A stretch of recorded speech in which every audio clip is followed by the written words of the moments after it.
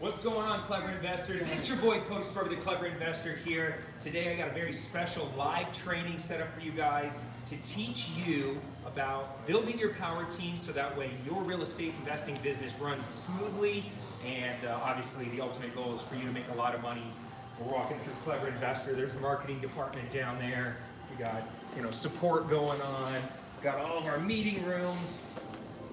And I want to go downstairs into the studio and just jump on the digital whiteboard. While we're heading down there, a couple of things. Huge announcement real fast. I want to do something new. So what I'm going to be doing, starting on the very next video that I post, I'm going to be giving away an Amazon gift card. I'm going to pin it to the very top of the comments. Starting next video and every video after that, I'm going to be giving away an Amazon gift card. So, if you want an opportunity to win the free gift card, it's going to be a first come, first serve type of contest. If you want an opportunity to win the gift card, you have to turn on post notifications. That way, and that's that little bell. Click the bell, turn on post notifications. That way, you get notified whenever I post a video and you can get there quickly.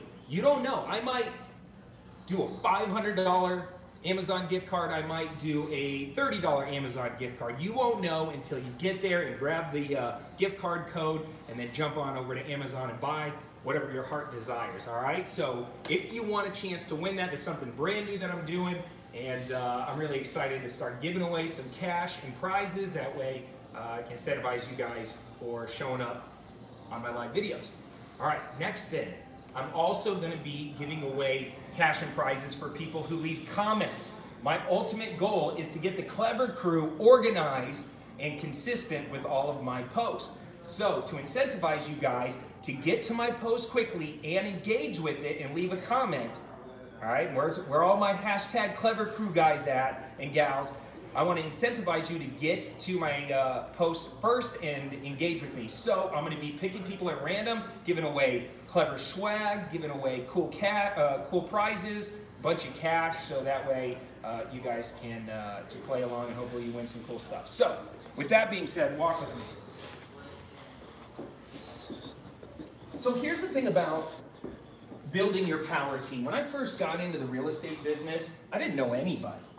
I was totally, brand new to this industry.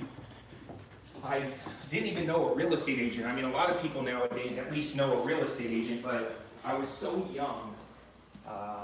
Nobody in my family ever did real estate. I was so young, I didn't know anybody that was in the real estate niche. And so I went out and I did what most people do. I went and I took classes and went to seminars and boot camps and workshops and all that stuff. And I was just on a mission to learn as much as I could. And what almost every single guru course told me to do, one of the first things it said was go build a real estate power team. And essentially what a power team is if you kind of think of your real estate business like you're the center of your business. And there's all of these experts or specialists or support people or vendors that are in this industry, and they all want to make money helping you do real estate deals. And so we're talking about like a closing agent. We're talking, and this is where like title and escrow agents, your closing attorney, some states are attorney states, some states are title and escrow states.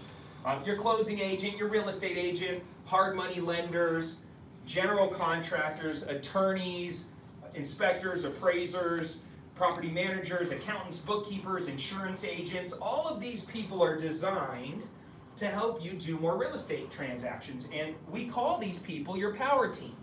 Now, this is what your power team is. What I want to do right now is actually get into the nitty-gritty of how you build your power team, and more importantly, which power team members are important for you to build relationships with and which ones don't matter. Because in the beginning, I thought I had to have all of these people lined up in relationships with all of these people before I even got started in real estate, and that's just not the case. So let's do a little training here. Here's what I want to do. All right, how am I looking, Aaron? Good. Boom. All right, so here's what I want to do. I want to have a conversation with you guys and just kind of focus in on which power team members I would build a relationship with first and which ones aren't that important, and start there. And I'm telling you right now, as you go through this journey, especially if you're brand new and you want to wholesale real estate, you're going to have to talk to a lot of different potential power team members before you find the right ones and the right fit for you and your business. Not everybody understands creative real estate investing. Not everybody understands what wholesaling is or how wholesaling works. And I remember vividly, I was brand new in the business, and one of the first people I went and talked to was a real estate attorney, a local real estate attorney. And I was so excited about wholesaling. I was like, man, this is going to be so cool. I'm going to, do no money down real estate. I'm going to make all this money, and it's going to be such a fun business. And I took all these classes, and they taught wholesaling. And I went to a real estate attorney, and I remember explaining what I was trying to do. And the whole point of me going there is I wanted to get some paperwork. I wanted to get my real estate contracts. And they ended up, we good? Yeah. What are you doing? Somebody said the sound's low. I wonder if that's just their thing. I don't know. Is the sound low for you guys?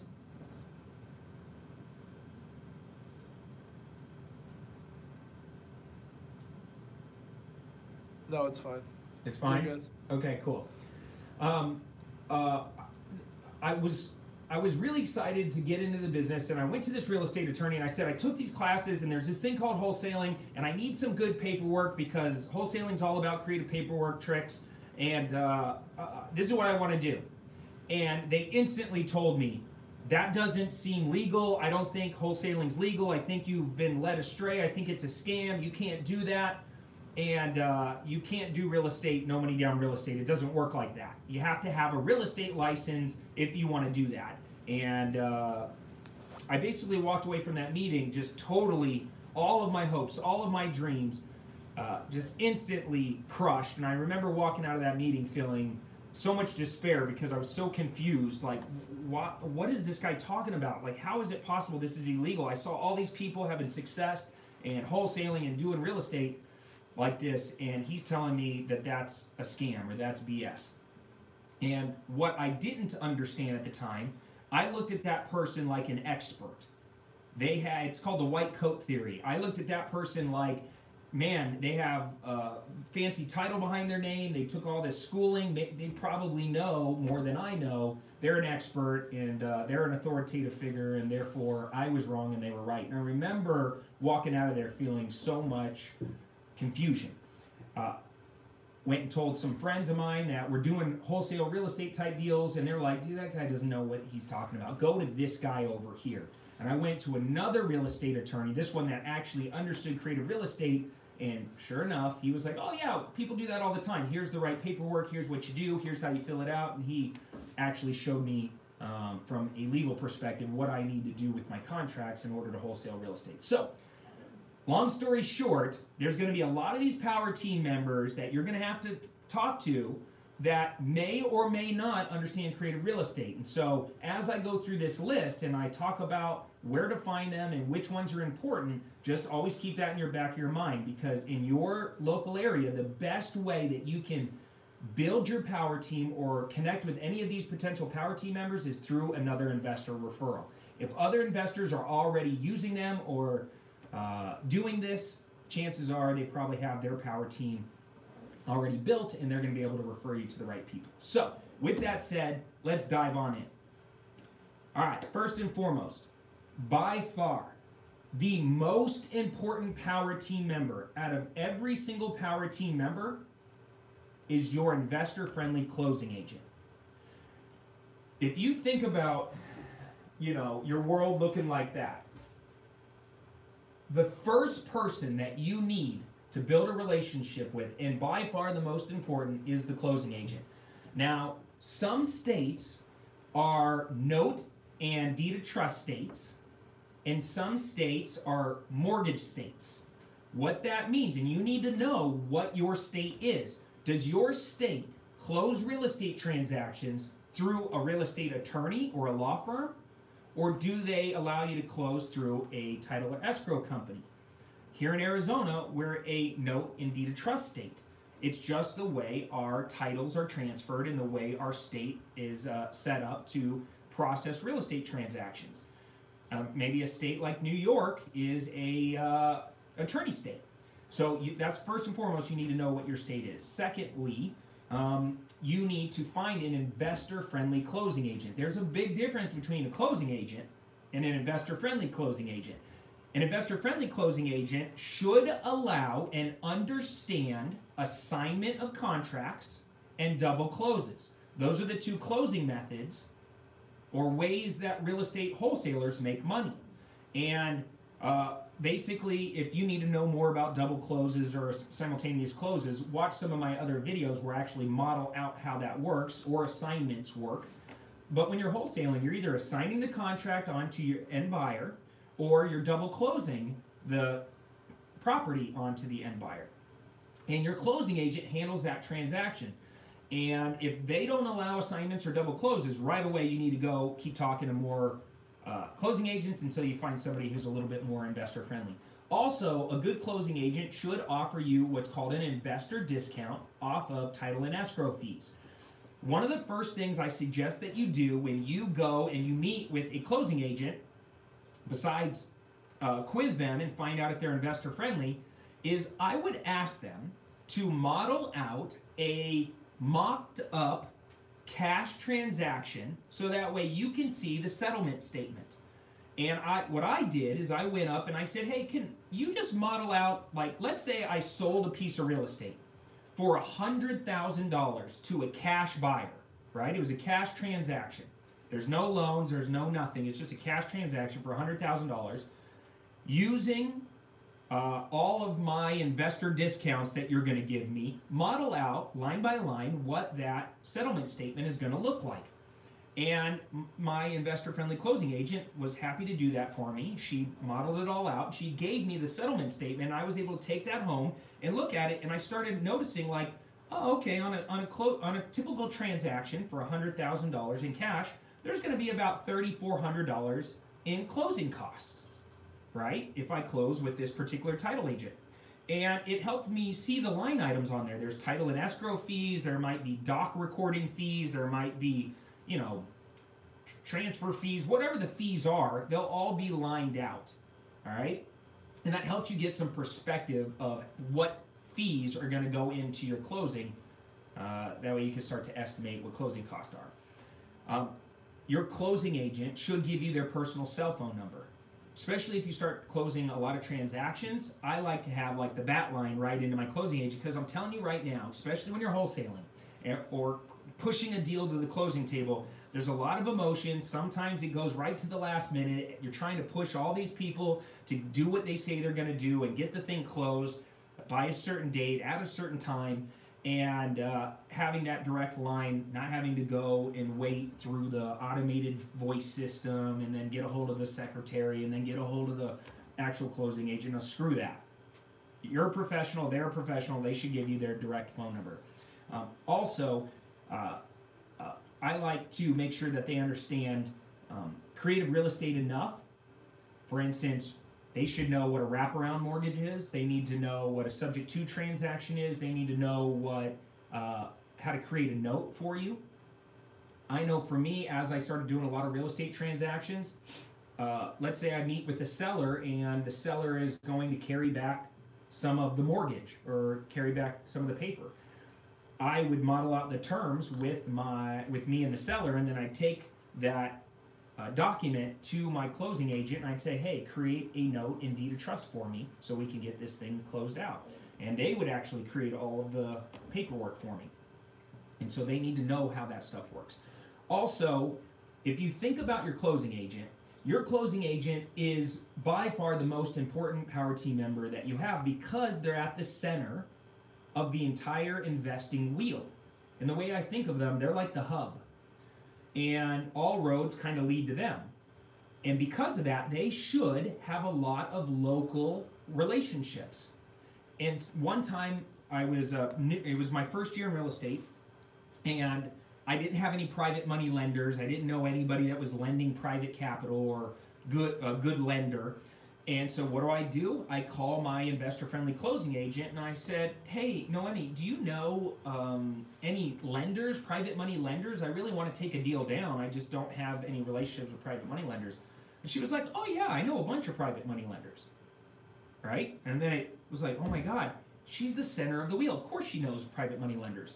Sometimes I get a wholesale deal. I don't have a cash buyer. I ask her, hey, do you have any cash buyers that like to buy these types of deals? Can you send out a few emails for me? Sure, I'll send out a couple emails and introduce you to a couple of my better clients. Awesome. All right. Hey, do you know any good vendors? Do you know any good real estate agents? They have the connections. That's their job, is to be the person that everybody goes to get deals done. So leverage that relationship as much as you can. What do you guys think so far? Good stuff? I know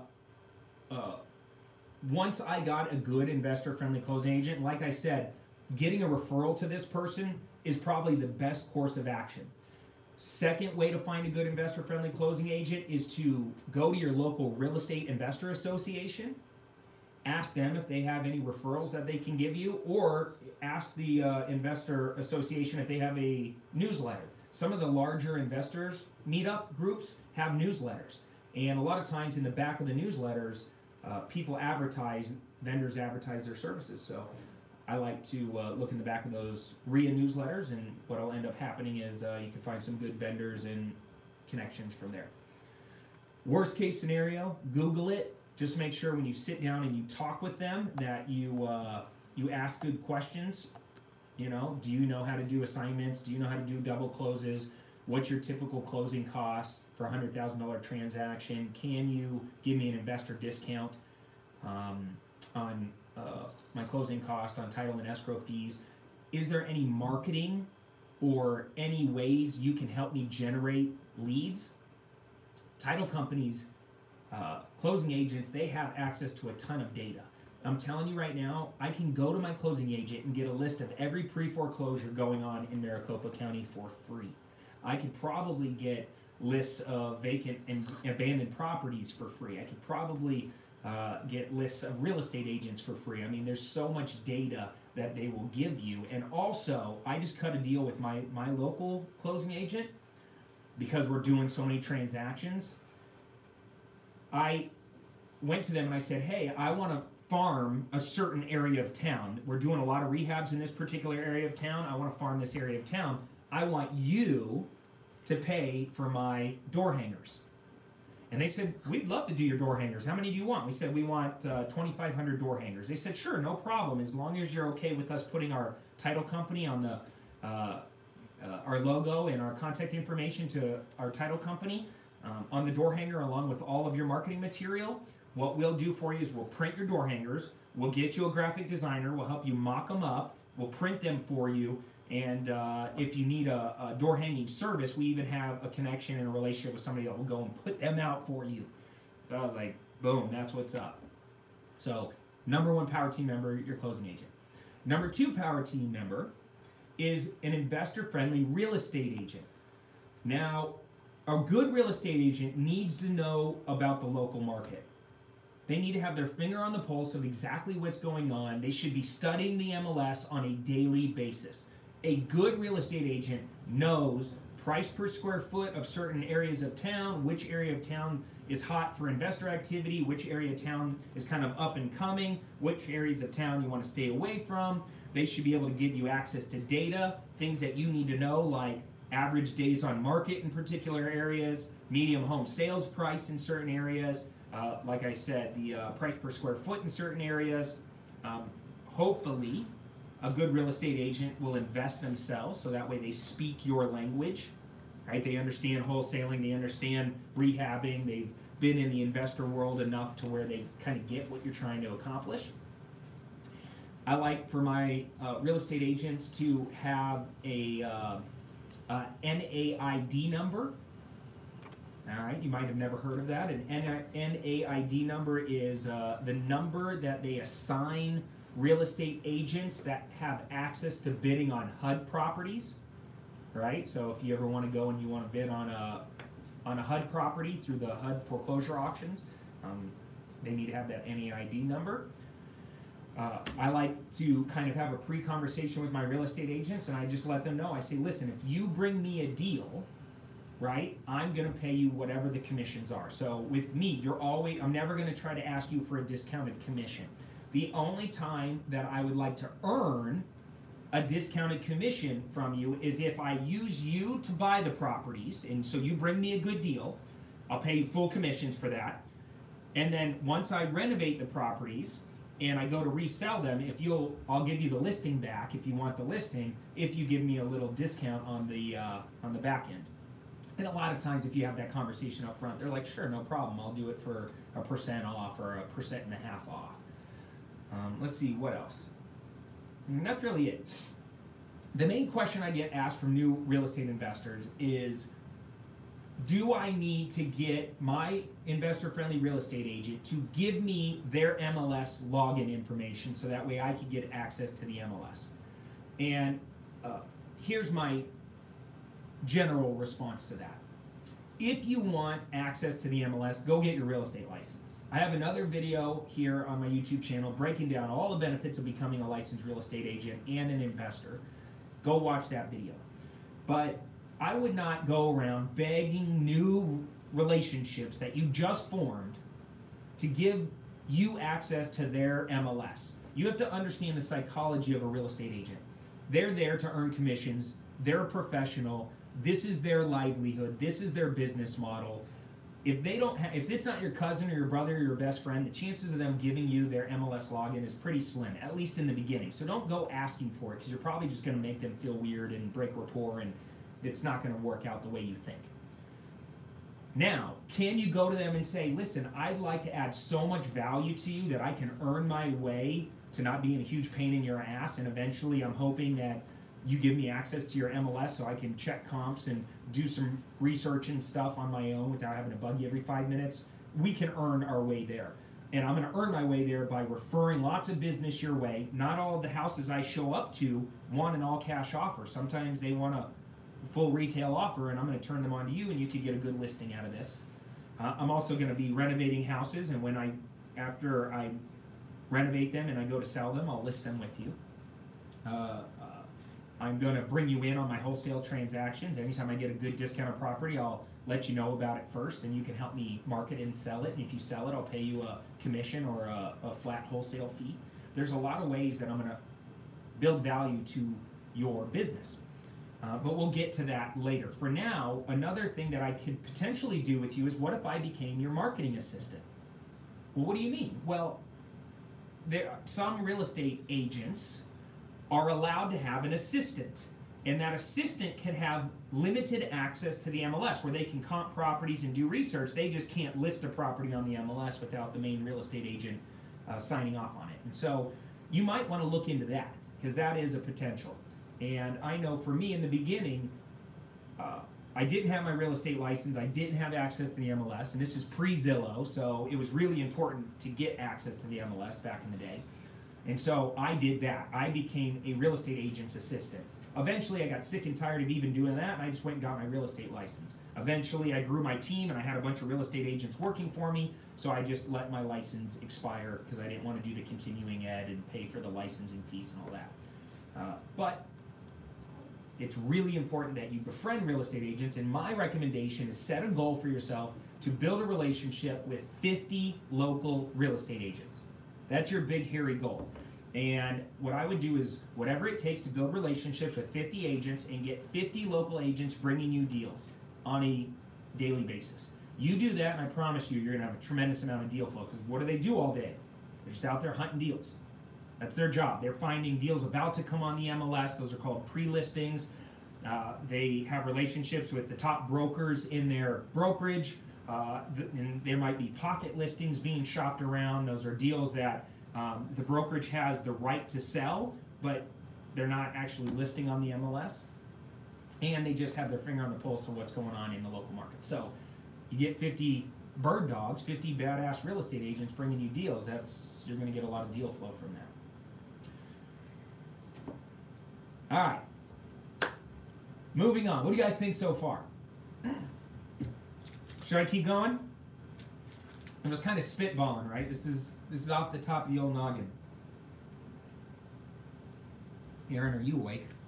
I'm awake. Are you learning? Aaron's behind the camera like... It's the cold.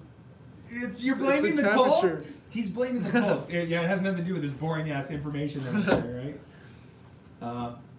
Watch, through osmosis, I'm gonna get Aaron to do a real estate transaction. He's gonna flip a house. I just flip a house. You gotta flip a house. My filmer flips a house. Hey, you know what? Your filmer. That's Maybe right. I should teach them. Maybe one of these days you can. Hey, here's the truth though. Aaron just bought a brand new to him, Nissan GTR. So he's whipping around in his cool GTR. What is that? Oh, look at this. Look at him. How cute. Is that the right way? Oh, that is the right way. Look how cute. He's got the GTR. Oh, that's so cute. He's a proud GTR owner. He made me nauseous in it the other day. He drove so freaking fast. He like it's at a stop and then it just goes and you're like, throw up in your mouth. Good times. All right, reset. Where do you find investor friendly real estate agents? Yeah. Where do you learn how to read?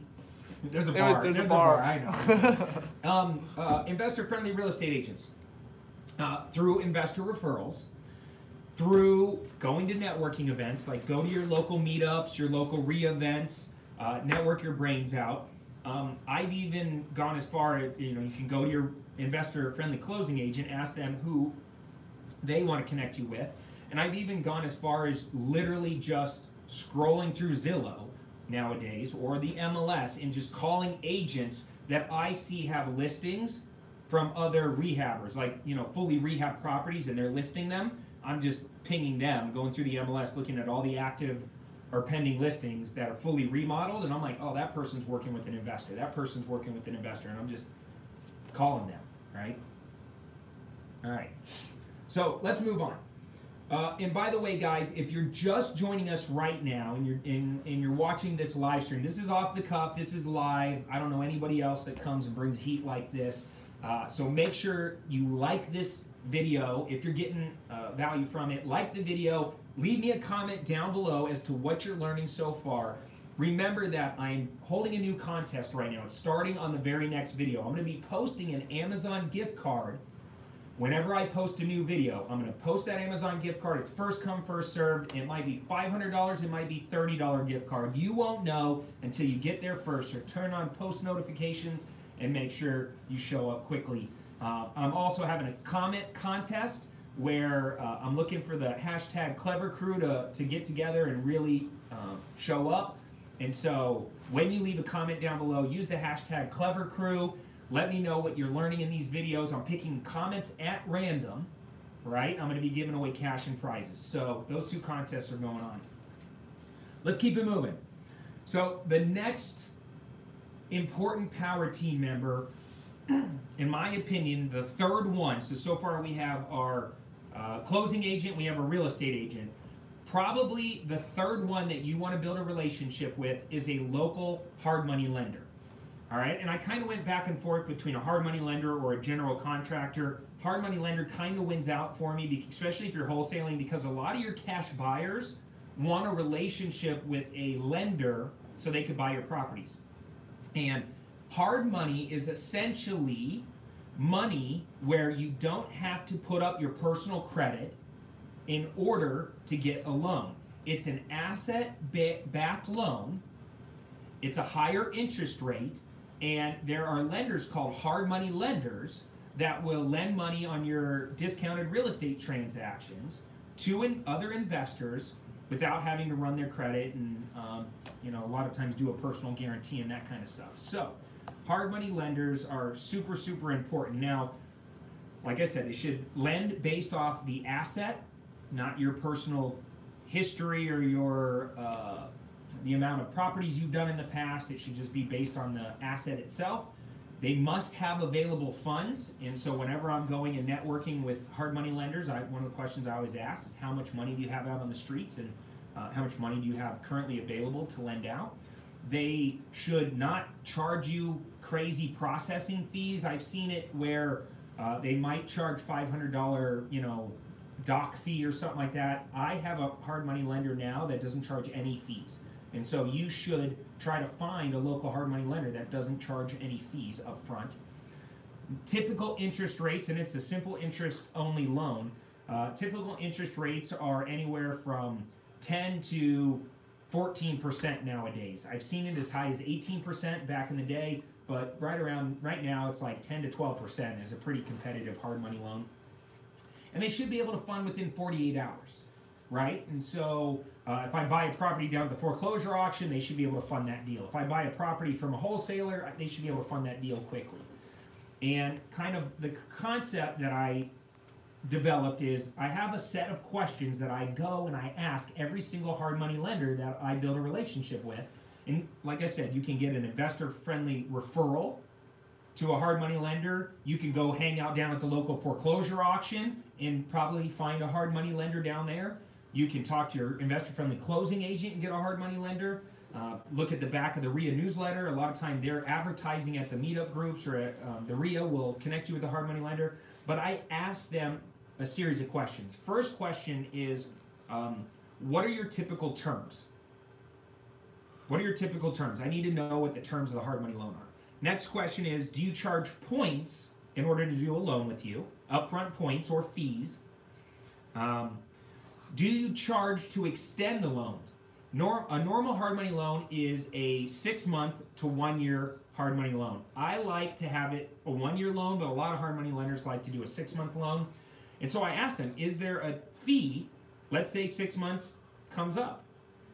Is there a fee to extend it another 3 months or another 6 months? I need to know that up front. Is there a fee if I pay late? I need to know that up front. Is it a per diem, or is it just a standard, set late fee? What else? Do you charge a prepayment penalty if I pay it off within, say, the first 30 days? I want to know that, if there's a prepayment penalty. Do I have to have collateral to secure the loan, or is it asset-backed only? Do you offer fix and flip like bridge loans or construction loans? Sometimes a hard money lender will lend on the acquisition and the construction. Sometimes they just do the acquisition. What's the typical down payment that you want to see on your loans? Like, how much do I have to come to the table with? Is it 10%, 15%, 20%? What else? How quickly can you fund? Can you fund within 24 hours or 48 hours? Here's a good one. Will you provide me a proof of funds letter? Now, a lot of times when you're buying properties off the MLS, or just in general, it's always good practice to have a proof of funds letter. It's going to give you more credibility when you're making your offers. And so if you have a good relationship with a local hard money lender and they give you a proof of funds because they got $4 million worth of money to loan, and they're like, hey, I pre-qualified, Cody's investment company, and we've given him up to $600,000 line of credit, and so he can go buy a property up to $600K or $400K or whatever they put in the my mind went blank, the proof of funds letter. That now you can go shopping, right? And that's really powerful and going to give you more credibility to get a deal accepted over your competition that shows up and they don't have a proof of funds letter. So that's a hard money lender.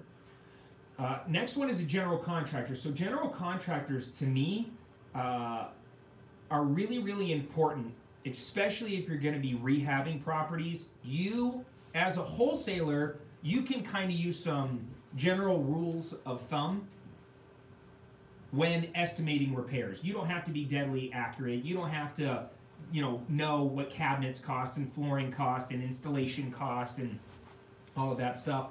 You can kind of, guesstimate your repairs. And when you shop your properties, your back-end cash buyer, that rehabber, is going to do a really good job dialing in their own estimates. And so you don't have to be super accurate. You just need to be within the ballpark. But if you're actually going to take a property down and rehab it, you have to be deadly accurate on your estimate of repairs for a couple of reasons. One, you're going to use that as a tool when you're negotiating to buy the property. And two, when you go to get your loan set up, you're going to need to have all that in order so you know exactly how much money it's going to cost to renovate the property, and you can model out what your returns are going to be. So with that said, a good general contractor should be licensed, bonded, and insured. A good general contractor should be financially solvent.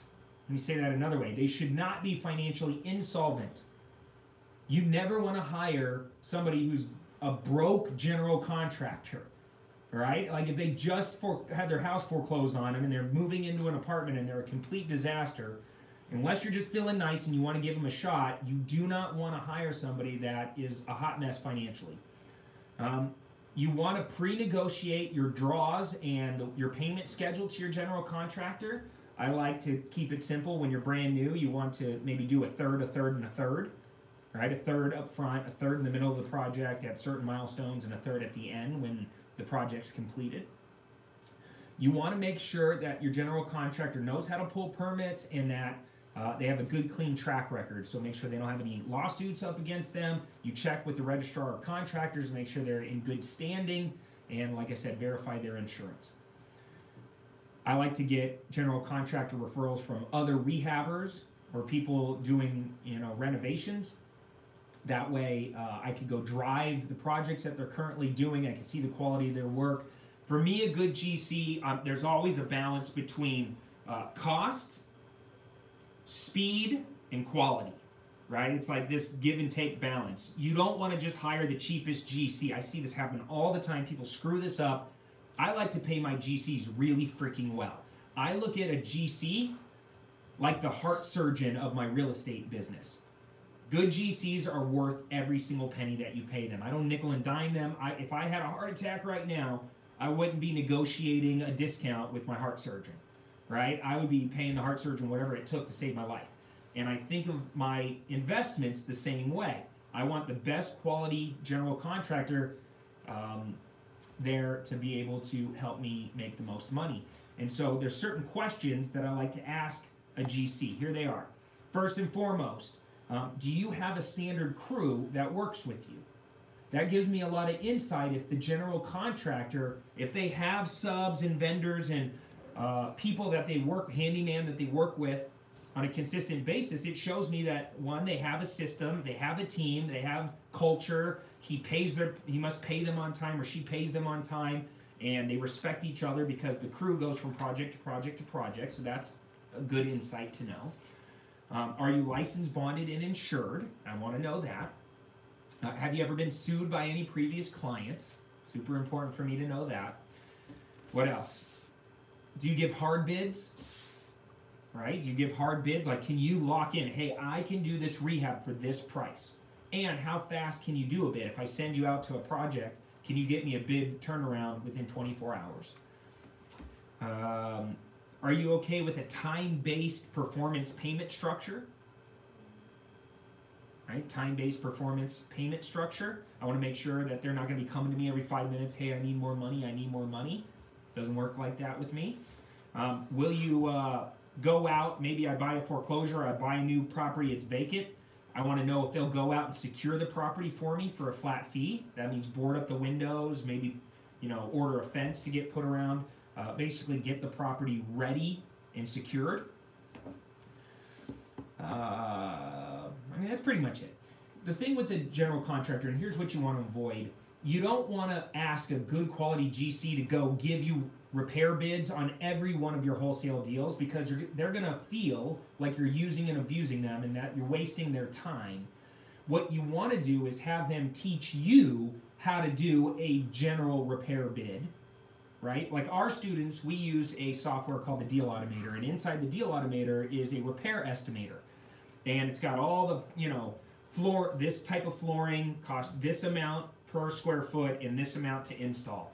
And those are all preloaded with pricing that we get from Home Depot and Lowe's and other vendors. And what we had our general contractor do is review those preset prices and say, yes, yes, no, no, yes, yes, change this, yes, yes, change this. And now we have a fairly estimate repair estimator, and we just check, hey, we have 50 square feet of this, 80 square feet of this, the size of the roof is this, and it prints out a really nice repair estimate. That way we're not constantly going to our GC when we know we're not going to actually repair the property. We just wanted a repair estimate for a negotiation, or we wanted a repair estimate to help us sell a property. We're not wasting their time or their skills. All right, so best advice with a GC: when you find a good one, pay them really well, keep them close.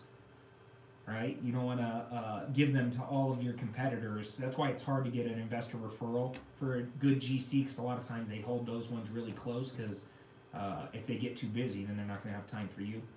So hold them close. Only give them out to your best clients, and ask them to teach you to do repair estimates. That way, for your wholesale deals, you're not wasting their time. This is a longer one. We're going to keep going, but we're almost done. I'm going to blow through the last couple ones. Those are the most important ones. The fifth most important power team member is your real estate attorney. Now, like I said at the beginning of this conversation, not all real estate attorneys are created equal. Not all of them understand creative real estate. Some of them are super traditional in the box. And attorneys, to be honest with you, are kind of knuckleheads to begin with. Like, I've only met a handful of attorneys that freaking get it. The rest of them are all like squares. Like, not to be rude to attorneys, but like, if you're a good attorney and you're listening to this, you already know I'm telling you the truth, because you've been in and out of courtrooms, or you've dealt with attorneys and you're just like, wow, you're a blockhead. Like, there's no possible way you're good at what you do. They don't think creatively. They don't want to think creatively. They're so rigid and inside the box. If you feel them pushing back on you and they're so rigid, just go find somebody else. With that said, when you find a good one, right, it's a game changer, because they're going to help you in so many amazing creative ways. A good real estate attorney is going to have a couple things. One, they're going to specialize in real estate law. They're going to understand the local foreclosure process. They're going to affordably review paperwork and help you create paperwork for unique deal structures.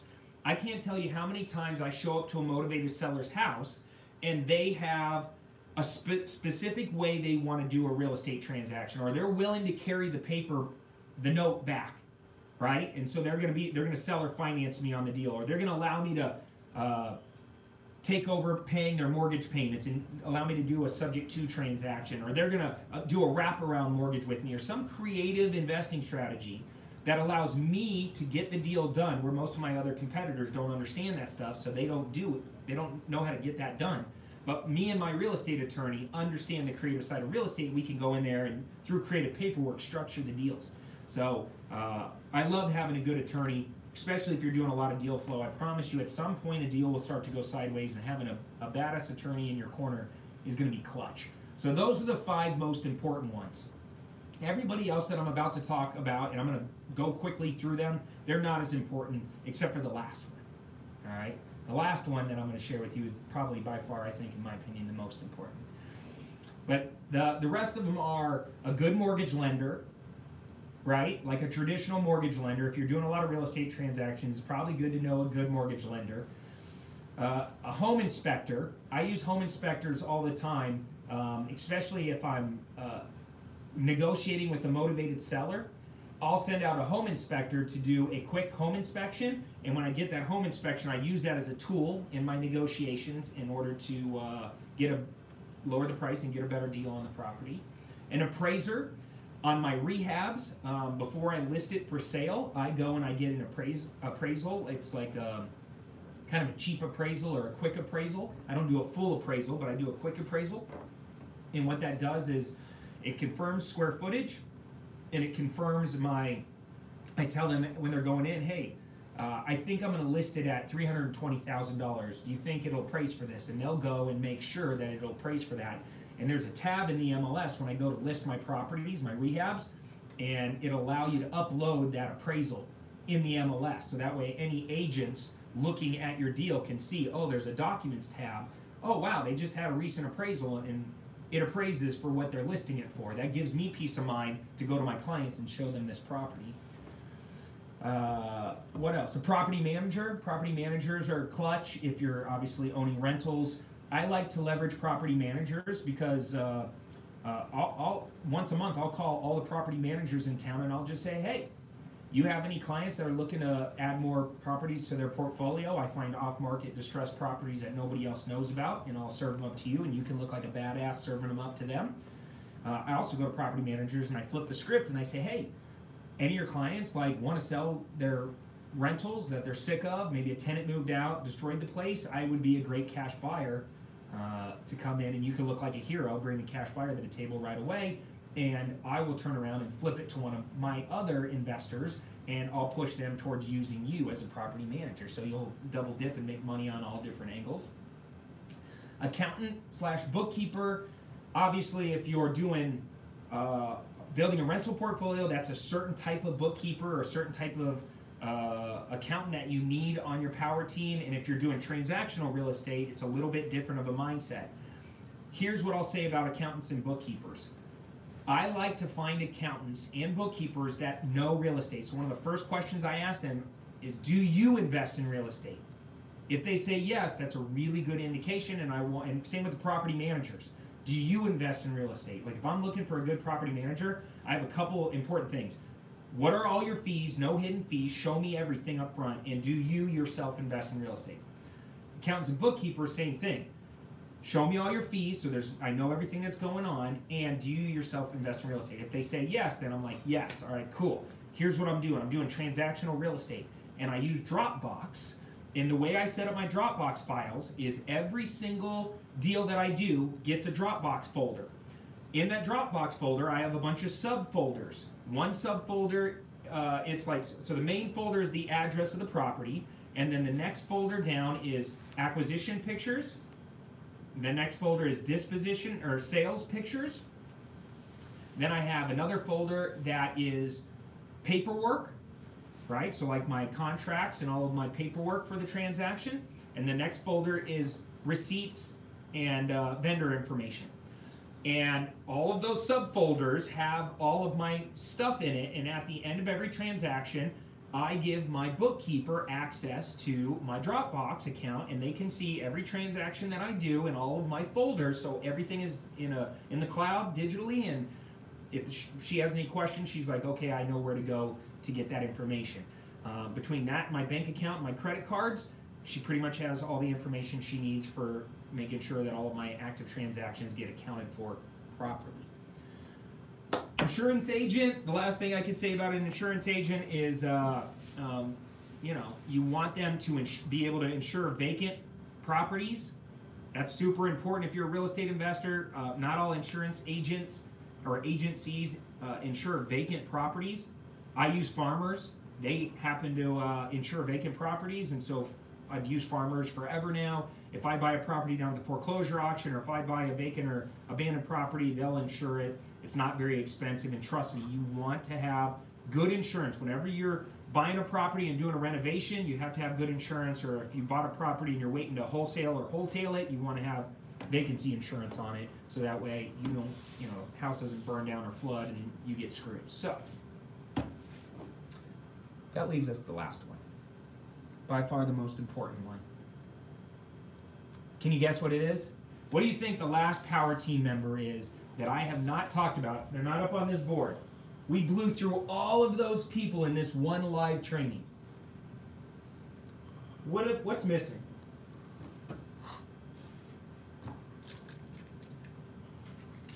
Aaron's like, a good videographer.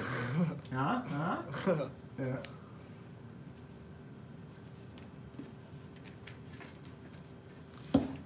They say you. A real estate mentor, yes!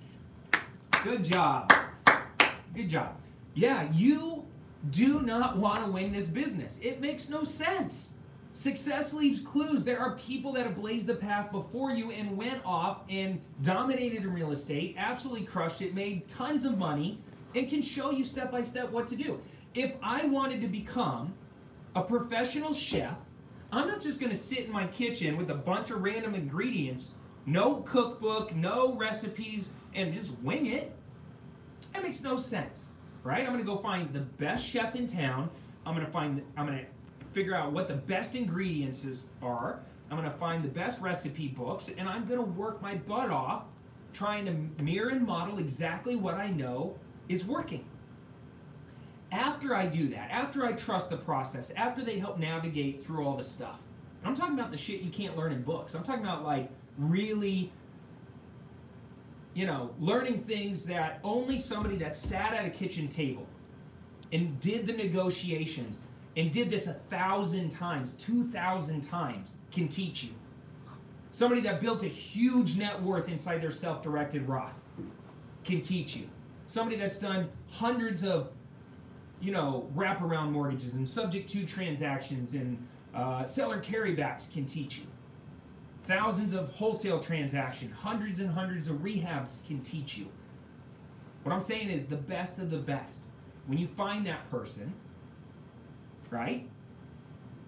Mirror what they're doing, listen to what they're saying, do it step by step. Don't make it your own. Don't try to go off and add your own sizzle to the steak yet. That's not the way you're going to find results. Do exactly what they tell you to do. And then after you master that, then internalize it, then add your own flavor to it and try to take it up to the next level from there. I am more successful and I've done better than my mentor Lyle did. Right? I make more money, I'm doing better, and that's how it should be. You should make more money than me.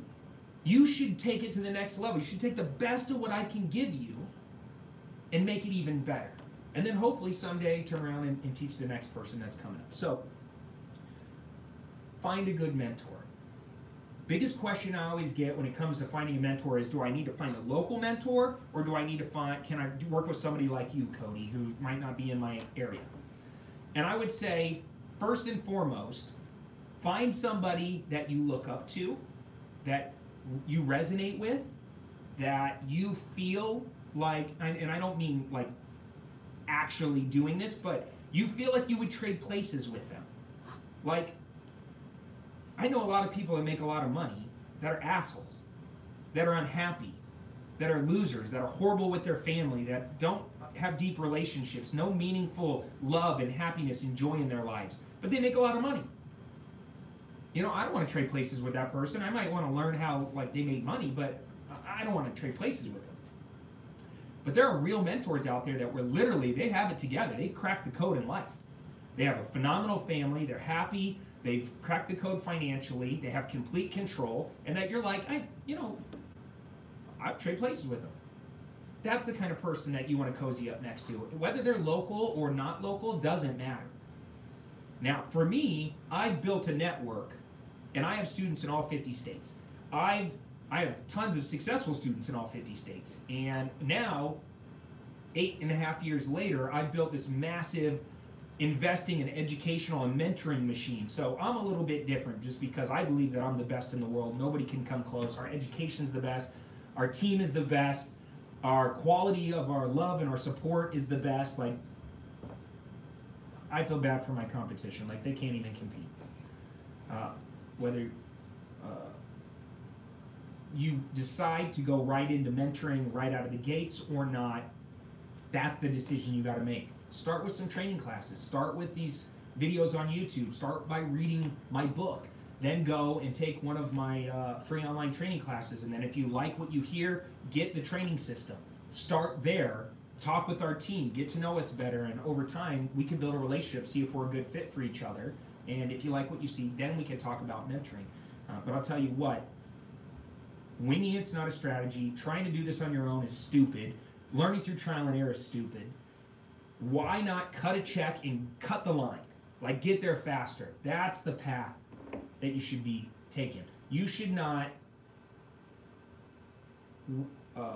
think that you're going to, through the school of hard knocks, get there cheaper. Because it's probably going to be the reverse. It's probably going to cost you a lot more in missed opportunities, failures, heartache, stress, financial loss, winging it, and trying it on your own versus going through somebody who already has the whole model modeled out. So that's all I'll say on that. Find a mentor. It's probably the best decision I ever made. Lyle changed my life, and now obviously in this amazing position, which I'm so grateful for, to be able to help you guys. And it's so much fun. And the video was awesome. So hopefully you got something from it. I'm done. It's a wrap. So here's what I want to do. You guys know about the contest. Starting next video, make sure you turn on post notifications. That way you can get there fast. I'm going to be posting an Amazon gift card, so get there quickly. Leave a comment, hashtag Clever Crew, of what you learned in this video. Every video moving forward, I'm going to be giving away cash and prizes to the Clever Crew, so make sure you use that hashtag. And I'm looking for people who comment the fastest. So as soon as I post a video, the faster you comment, the higher your chances are to win cash and prizes. I'm going to be giving away swag, free training courses, electronics, Instagram growth packages. I'm just going to be going buck with the cash and prizes. So now you know. Hopefully you got something from this. Thank you very much for hanging out. I'm Cody Sperber, the Clever Investor.